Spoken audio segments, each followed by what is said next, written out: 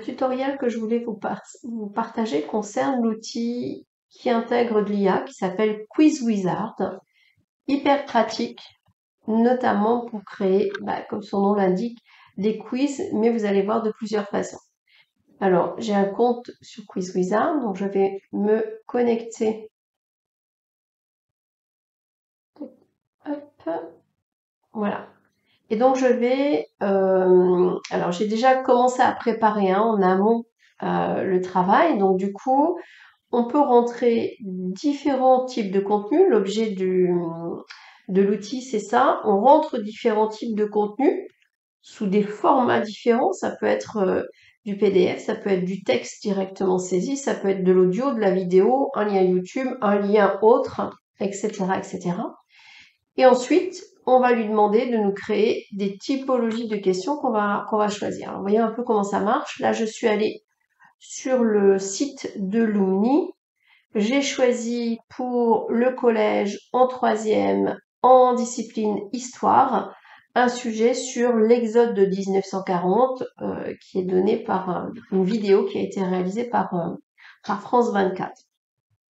Donc, j'ai saisi ici l'URL de cette vidéo et on va lancer en fait la demande. Donc là, il va me proposer plusieurs types de questions, soit des questions en mode par exemple brainstorming, soit du jeu flashcard, soit des associations d'idées.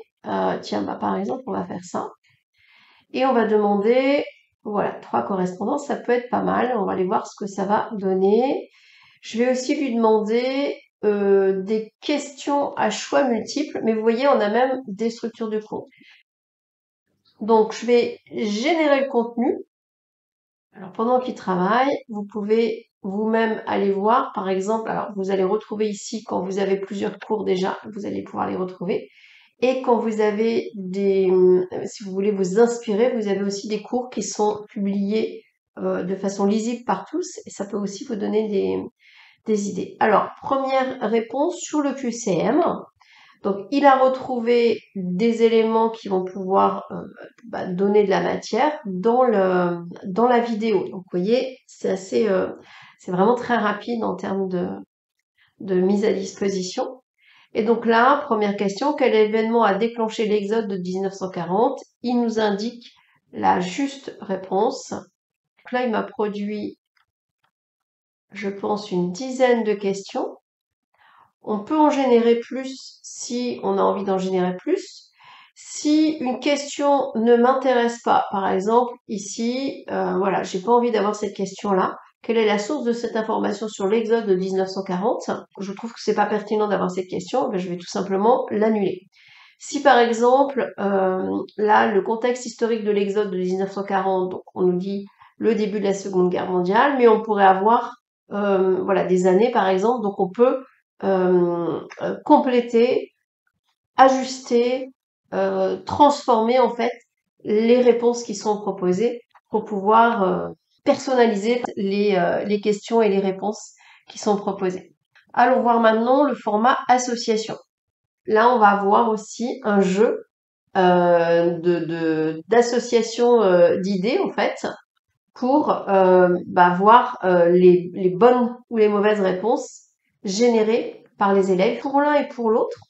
Quand c'est OK, eh bien du coup vous allez pouvoir avoir plusieurs actions, soit exporter votre contenu et donc soit vous l'exportez au format Word ou Excel, soit vous voulez l'intégrer à d'autres outils et notamment de Startup Quiz Wizard québécoise travaillent aussi, ce sont les mêmes auteurs qui travaillent sur WooClap.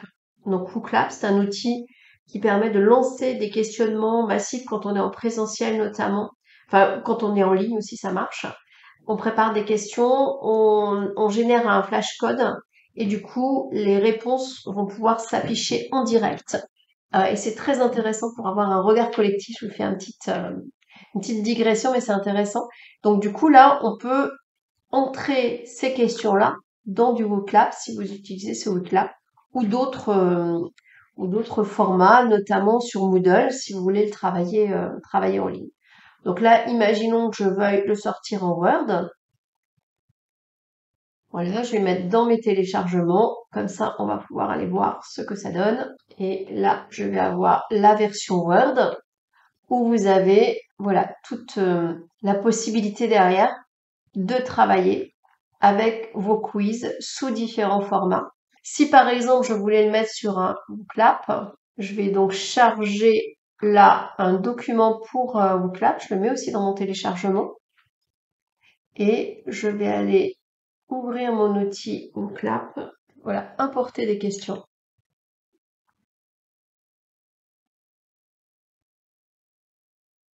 Depuis un Excel, importer un classeur Excel. Donc, je l'ai mis en téléchargement Booclap, ouvrir. Et voilà. Et ici, on l'a, et c'est intéressant, du coup, dans les formats qu'on souhaitait. Donc, si je l'affiche, j'imagine que vous êtes dans la salle avec les élèves. Vous leur faites flash coder ce QR code. On peut évidemment tout personnaliser, y compris le code de l'événement qu'on va leur donner.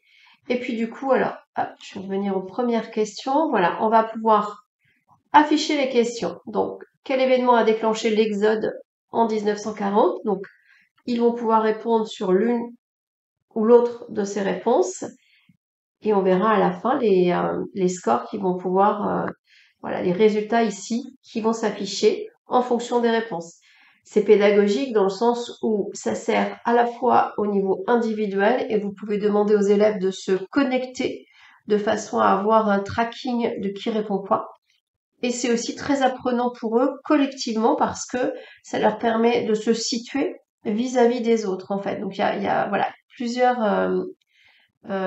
intérêts pédagogiques à ce type de questions. Puis là vous avez le côté où il faut rapprocher en fait. Ah oui, non, je pense c'est dans la réponse en fait où on doit pouvoir répondre 1 et A, 1 et B, 3 et A, 2 et C par exemple en fait. Et après on voit les réponses. Donc voilà, ça c'est un autre outil qui s'appelle donc Booclap, mais qui peut se connecter, vous avez vu, avec l'extraction des réponses et des questions que vous avez générées avec Quiz Wizard. Évidemment, vous pouvez sauvegarder votre travail et vous le retrouverez dans Test, par exemple. Vous les retrouverez ensuite dans vos dossiers de cours.